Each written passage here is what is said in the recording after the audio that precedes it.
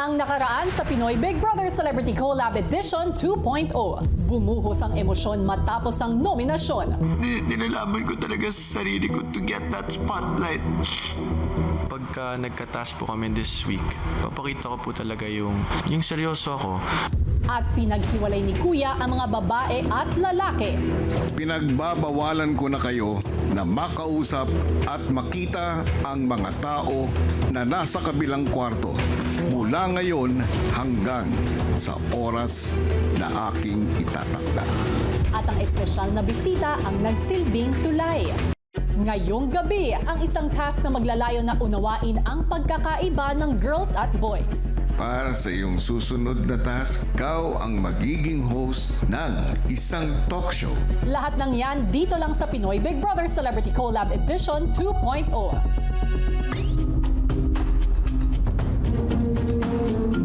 Si Shuvi patuloy na inalam sa girls ang pinagmulan ng kanilang issue. Baka masyado na kayong maraming issues sa isa't isa. Baka di nyo na alam yung mga issue na dun sa inyo. Yung mga lalaki, or ano ba ngayon. Actually, alam naman na po nila yun talaga. It's just, hindi lang... Even Inigo, ano siya, aware siya na may mga joke siya. Kasi po, nasabihan na po namin. Nasabihan? Oh, ito, ganito. Nasa sa kanya na po yan kung magbabago talaga siya or papakinggan yung sasabihin namin. Basta po kami ginawa na namin. Sinabi po namin sa kanya. So may ganun kayong issue. Ilang araw bago ang pagdating ni Shuvi ay tuluyan na ilang at umiwas ang ilang girls sa mga boys dahil sa kanilang mga obserbasyon. Hindi ko na kaya makipagsangkayon sa kanila kumain kaya nagpahuli kami. Pati si Lee nagtatanong if okay. Ako din inask kung may problem daw ba yung girls. Alamin nila sa sarili nila. Hindi natin yung like dapat pang sabihin sa kanila. Mag-reflect sila. Isipin nila kung ano yung nagawa nila. Ilang sandali pa, kinumpronta ni na Crystal at Carmel si Miguel. Anong ibig sabihin ng iyak? I want to know. Yes. Na ano? It was Lee who initiated it. Na? Si Lee nga may kasalanan. Na? Maya-maya pa, tinawag ni Miguel ang isa pang sangkot sa issue na si Inigo. Ayoko talaga sabihin. Bakit pa ayaw? Kasi hindi sobrang inappropriate talaga. See? Exactly. Di ba sa'yo nagaling mismo na it's Inappropriate. So I don't know. I don't know what to do about it kasi I wasn't the one there. But kasi Lee was the one who said it. Yeah, but it was about Carmel. Yeah, okay, I'm sorry. I'm sorry if you felt that way. Dito yun nga, ano yung sinasabi ni Carmel kanina, that you guys were laughing because Lee was making inappropriate jokes about life, Yeah, that we shouldn't have tolerated. right? That you guys should have done, Yeah, my bad also. especially as a man, Yes. especially as our friends. I'm sorry. Diba? Sorry. Sorry, Carmel. Especially as our friends. Sorry, Carmel. Yung nangyari po sa Zelda, yung sinabi ko po kasi sa kanya, yung sa side ko, hindi ko po minimean in a sexual way. Ang sinabi ko po sa kanya, you moving different. She was moving like that. Parang iba talaga yung way niya kung paano siya maglakad. Come on, it's okay. Go up. You have to face it. Come on. I also want to talk to her. Okay? Let's all talk about it. No, I'm sorry also. Tsaka because we were talking about it sa lahat ng girls. So sinabi namin na it's better if you guys just really talk. Yun lang yung gusto namin dito is for guys to not objectify us. Yeah. And even if it's funny in your head, it's really not right. Ilang saglit pa, naiwan si Inigo para magpaliwanag kay Carmel. In the moment, I wasn't really thinking about my words. The impact versus I wasn't really thinking about impact ng joke ko. just be extra careful, be mindful. Like, iisipin mo talaga muna kung ano yung magiging actions mo or yung words na gagamitin mo bago mo gawin or bago mo sabihin. Yeah, thank you. That's gonna help me really kind of change a lot of things. I'm open to change though. I really am. Ano naman? Yeah. Siyempre, kinakapa ko rin sarili ko moving towards everyday. Siyempre, di naman ako perfect. Tsaka, sa labas talaga, kulokoy ako eh. Kaya, ayun. Pero may respeto ako sa babae. Yun yung unang-una. May respeto ako sa babae. Kinabukasan, si Lee naman ang kinausap ni na Crystal at Carmel. Gusto ko lang na i-instill yun sa'yo. Na you're not your mistakes, okay? Yeah. But we just didn't appreciate that you were making inappropriate jokes about life. Oh. Yun lang. That's why we were kind of distant towards you because we were disgusted. And we are disappointed. Okay. very disappointed. Very disappointed. We talked to Nigs about it. We also talked to Miguel already because they were also part of it. They participated in laughing about it. It's not a kabataang Pinoy should do. And you're 16, right? You're so young. We're also very young here. And we should be an example to everybody. As a gentleman, I should have known better, kuya. Kung nga alam ba't namin pinagpapatuloy yung mga ganun jokes eh. Alam namin na masama na yun, masagwa, pero tinutuloy-tuloy pa rin namin. And I believe it's because of how comfortable we are sa isa't isa, na akala namin kami lang na mga boys yung nag-aapektuhan sa isa't isa, nakakaalam ng mga jokes, nakarating na dun sa mga girls, and that is the worst possible thing that could happen. And it did happen. So I think kasi in this house, we get so comfortable with other people, we forget to consider other people's feelings. Consider what we're gonna feel. And consider if it's right or wrong. So yun lang. That's on me. I admit that I did say a joke that was inappropriate, and I was so sorry. Actually po kuya, kahit hindi pa naman po sila kuya nagsasorry po, talagang okay naman na po ako kuya doon. Napatawad ko na nga po sila kuya. Nakita ko naman po, naramdaman ko din naman po kuya na parang sincere din naman po kuya yung pag-sorry po nila kuya. And talaga, that's on me. Thank you. Thank you so much, Lee. Sorry. No, we appreciate you for apologizing. Honestly, kuya, was very unexpected na ganun yung magiging kalabasan ng kung paano namin ma-resolve yung issue. I confronted them, I approached them in a way that I'm sincere with what I'm saying. Sa pamaraan na mahal ko kayo, kaya ako sinasabi at pinaparealize sa inyo yung ginagawa nyo. I genuinely appreciated them because they took it with the heart. Tinanggap nila yung pagkakamali nila, kuya, and they really apologized and they're trying their best maging maayos talagang samahan namin dito sa loob. Sa kasalukuyan, sina Carmel at Crystal patuloy na nagbahagi sa bisitang si Shuvi. Ako, honestly, ate, I have green jokes din naman with my friends. ako din. But to my friends only. Pero you're in a TV. You guys are... Parang hindi namin paparinig sa opposite gender. They admitted din naman sa amin na they get too comfortable in this house. They forget that they're being watched. And they forget they have like other people here with them. Tsaka sabi namin, we should be a good example here. Kabataan Pinoy. Kailangan maging aware sila sa surroundings nila. Yeah. Kasi it's not all fun. It's not, the industry is not all fun. PBB is not all fun. Even if teleserye to ng totoong buhay. Pero may nanonood. And as a person, dapat alam mo kung ano yung tama. It's your responsibility to know better. Even if ang dami mong kasalanan in the past, if hindi ka na-learn or hindi na bago pananaw mo with things, walang silbi. Walang silbi.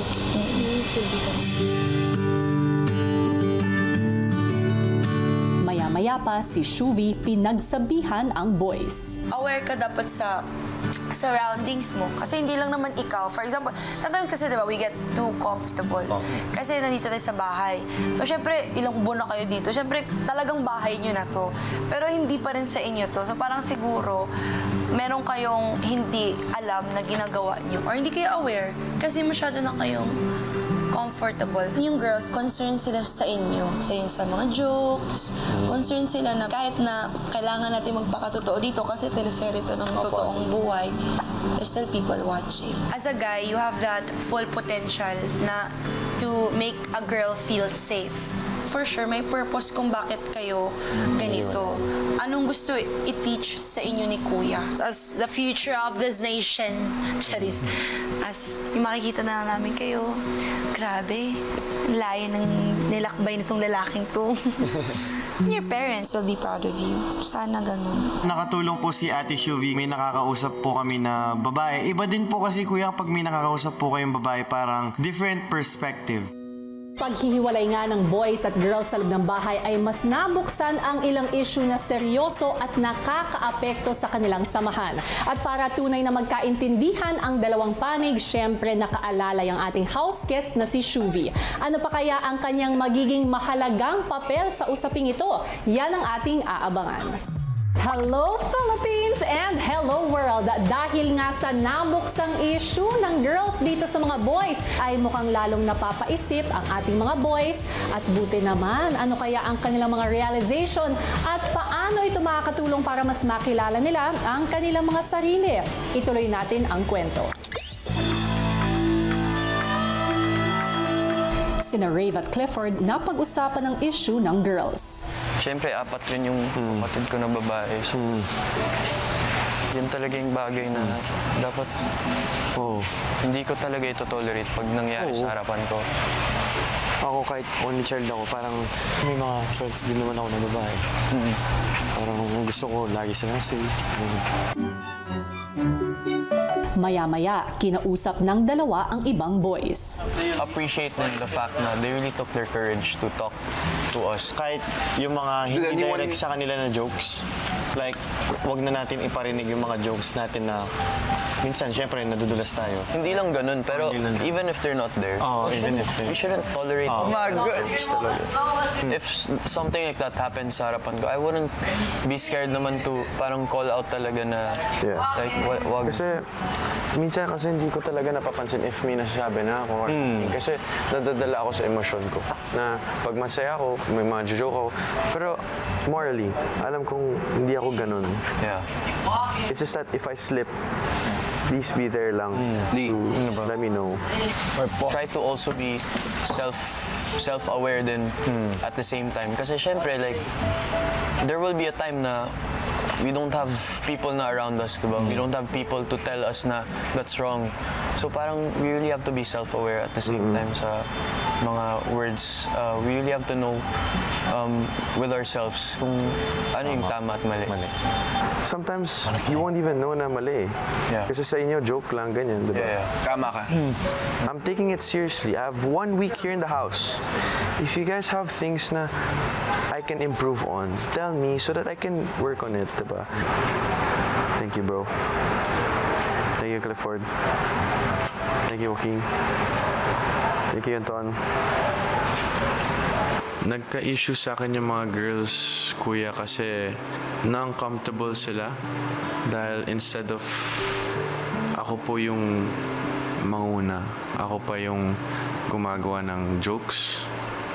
How do you feel about everything?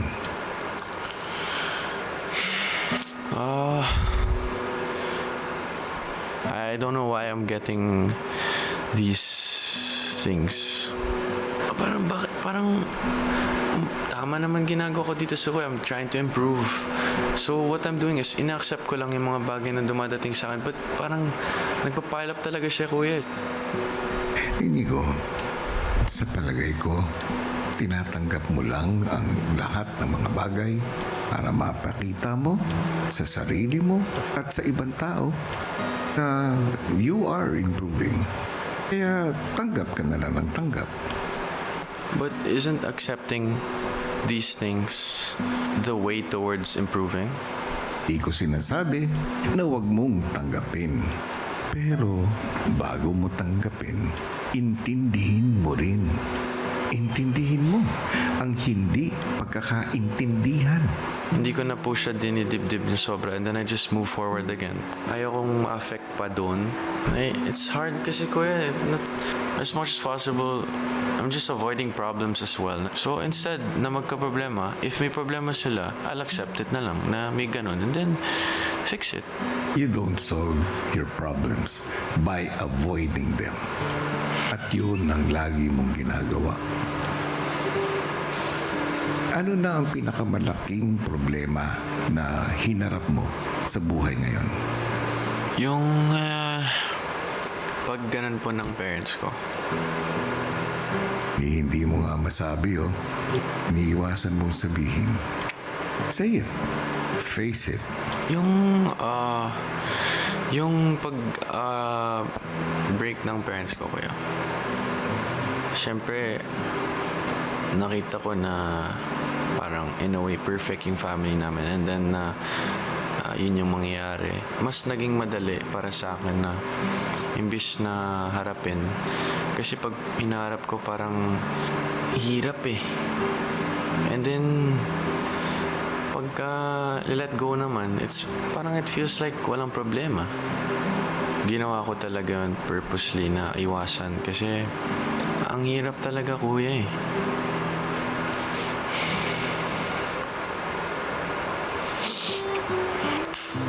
syempre ngayon, inisip ko na lang yung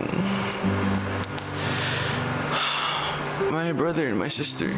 Kasi I have like 2 years left in college. So if I just lock in and syempre do this with finishing college, then maybe I can faster the process of me getting to the place where I want to be. And I'll be able to parang syempre matutulungan ko na yung mga taong gusto kong tulungan. Inigo, huwag mong iwasan ang problema. Harapin mo ang dapat mong harapin. You are second-guessing yourself. So I really miss my mom because when I talk to her, doon ko nakukuha yung parang confirmation sa sarili ko na I don't have to second-guess myself na when I talk to her, yung time na di ko alam kung tama na ba nagagawa ko or mali. Pagka nakausap ko siya, nakukuha ko kaagad sa kanya yung I'm fine.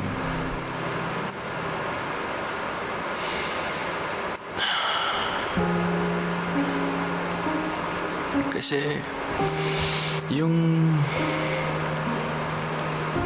she understands me, kuya. Yung hug niya sa akin.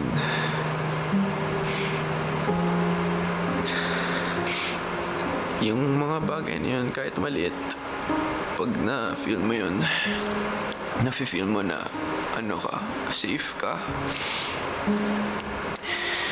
Yun yung kailangan ko ngayon, syempre. Kaya, namimiss ko siya.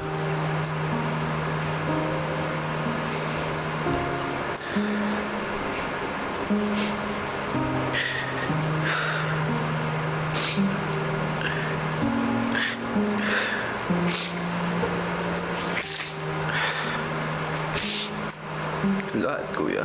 Lahat po nakuha ko sa kanya para siyang 3-in-1 talaga. Like, nakikinig siya pagka may problema ko. Tapos, siyempre nakukuha mo yung comfort. Tapos after nun, siyempre sasabihin niya sa'yo yung tamang sagot. Yung para sa akin, feeling ko yun yung pinaka kahit konti yung sasabihin niya. Nakukuha yung sagot. Na-comfort ako. Napayuhan ako. Para siyang it's perfect for me, kuya. Lahat nakuha ko sa mom ko, kuya. Yung payo, yung comfort. She's a super mom. Kaya malaki pa yung respeto ko sa mga single moms, kuya. Inigo, kung ano man ang lakas at tapang na nakikita mo sa nanay mo, hindi niya ito nakuha sa pag-iwas sa mga problema. At dahil doon, na ibibigay niya ang pagmamahal para sa inyo. Naintindihan mo? Yes, kuya. Sana you are inspired by our talk. Thank you. I really appreciate our talks po. Matapos mag-usap ng boys, si Lee nagbahagi sa kaibigang si Heath. For the past few days, I've been looked as the bad guy. Pero if I'm saying this right now, they're gonna think, bilis mapikuan, sumbongero, iyakin. That's what you think, but that's not what they think, bro. Don't worry. I'm so glad and thankful kasi all this time kala ko yung nakakakita lang sa akin at nakakarinig lang yung mga camera pati yung lapel. Pero ayun pala si Heath, nandun lang sa wherever man siya nakikinig na naririnig niya ako. And napaka-lucky ko, kuya. May ganun akong tropa dito sa loob ng bahay ni kuya. Keep getting all these talks na parang hindi ko alam yung mali ko. Pag yung mga iba, nakikinig sila sa mga opinion nila, pero pag ako, when I'm there, given a chance to speak, parang, hindi pa ako tapos magsalita. Hindi nila ako nakikita as their equal. Nakikita nila ako as that 6-year-old guy na komedyante, na patawa lang. Hindi lang naman ako yun eh. I wish somebody was in my shoes right now so they would know what I'm experiencing. Pero it's my choice not to express it because I just want the best for my housemates. Sa mga kasama ko dito sa bahay. I just want them happy. Kasi tingin mo, sobrang happy nila pag nag-joke sila ng mga ganon towards me and towards anybody. Hinayaan ko lang. I can take it. Gusto ko lang maging equal sa paningin ng mga housemates. Tsaka sana mas seryosoin pa ako. Sana mas pakinggan pa ako nila. Pero there's also that side of me na ayaw hawakan yun. Ayaw puntahan yun. Kasi yun, ayoko nang isira yung binild ko na relationship sa iba. Kaya I just let it be. Kung masaya sila, masaya na rin ako. Sinasabi ko sa sarili ko na hindi naman ako naapektuhan sa mga jokes na ginagawa nila. This whole thing is a first time to me. I've never experienced sleeping in one roof with 19 people. I didn't expect to sleep with 9 boys in one room. I grew up, umaasa lang sa mom ko. Hey, bro, it's just me and my mom, one household. I didn't have a perfect family. I didn't have a dad. If I had a dad, would I be a perfect boy? I feel so disappointed. Hindi po sa mga lalaki, kundi sa sarili ko. Kasi as a 16-year-old, as a gentleman, I should have known better, kuya. Honestly, hindi ko nga alam ba't namin pinagpapatuloy yung mga ganun jokes eh. Alam namin na masama na yun, pero tinutuloy-tuloy pa rin namin. I don't wanna make an excuse na bata pa ako, 16-year-old, teen. No, palapit na ako maging 18 years old, malapit na ako maging adult. And I should be more mature. At this point, hindi ko alam kung... Ngayon ko lang na-miss yung mom ko, kuya. Ang dami niyang bilin sa akin. Maybe half of it, hindi ko nasunod. Lalo na yung making the girls uncomfy. Yun talaga... Takot talaga ako dun sa word na disappointed, kuya. Hindi lang mama ko, pero dun sa mga sumusuporta sa akin, kuya. Lee, una sa lahat, hindi pa naman huli ang lahat para gawin yung lahat ng mga balak mo, yung mga gusto mong mangyari at gawin. At higit sa lahat, hindi pa huli ang lahat to make your mom proud. At gusto kong malaman mo, you are not a disappointment. Thank you, kuya. Tama kaya, it's not an excuse because of age, but it's good to hear that you are manning up, owning up to your mistakes, acknowledging it, and doing something about it. Thank you so much po talaga. Si Inigo nagbahagi ng saloobin kay Miguel tungkol sa naging pag-uusap nila ni Kuya. I feel inspired because of my mom talaga. And the reason why I'm here also, to push to the end. Diba? I'm doing it for my brother and my sister. Dati you didn't have an answer. Yun. Now you have an answer. Dati you said his career, everything. But now at least you found it. I'm really just learning along the way talaga, man. Maya-maya, si Shuvi naman ang sunod na ipinatawag ni Kuya.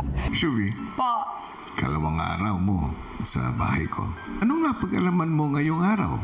Aligaga na po ako masyado, kuya, na malaman kung ano po yung issue nilang boys tsaka girls. And napagtanto ko, kuya, na ang problema ay ito. Ang mga lalaki. Palagi naman talagang problema ang mga lalaki. Just, nung nagsimula na akong magtanong, yung guys, medyo alam nilang meron silang ginawang pagkakamali. Gaya ng mga jokes nila. At nung tinanong ko po yung mga girls, sabi naman po nila ay meron nga daw nagawa yung mga guys na na-resolve naman na daw nila, kuya. So, okay na daw yun. Aware na ang boys and okay na po sila. Bagamat nabanggit ng girls na nagkaayos na sila, sa aking palagay, Shuvi, hindi pa talaga nagkakaintindihan ang mga boys at mga girls. Ang pag-aayos, madalas panandalian. Pero kung naiintindihan ninyo ang bawat isa, ito ay mas pangmatagalan. At yun ang pakay ko, Shuri. Yun ang dahilan kung bakit ko sila pinaghiwalay. Kaya ka rin nandito, Shuri. Dahil mula nang pumasok ka sa bahay ko, ikaw na nagsilbing tulay sa pagitan ng mga babae at ng mga lalaki. At nais kong ipagpatuloy mo ito. Isang task ang ibibigay ko sa iyo. Bring it on, kuya. Ikaw ang magiging host ng isang talk show na pinamagatan Ano? Bakit Ba? Kuya, bakit ba? Why is it? So we need to find out the root of all the commotions in your house. Kung bakit ba ganito ang pag-iisip ng mga lalaki at ganito ang pag-iisip ng mga babae. Malalaman natin yan dito sa Bakit Ba? Natumbok mo, Shuri. At para magawa mo ang talk show na ito, gagawa ka ng bucket list. Talaga, kuya. 5 bagay, 5 bakit ba para sa mga babae at ganoon din para sa mga lalaki. Pagbalik sa bahay, magkahiwalay na kinausap ni Shuvie ang boys at girls. Tama yung naisip ninyo, you were able to reflect. Ngayon, para kay kuya, hindi pa rin kayo nagkakaintindihan. For us to be able to understand each other's sides, magkakaroon tayo ng Bakit Ba episode.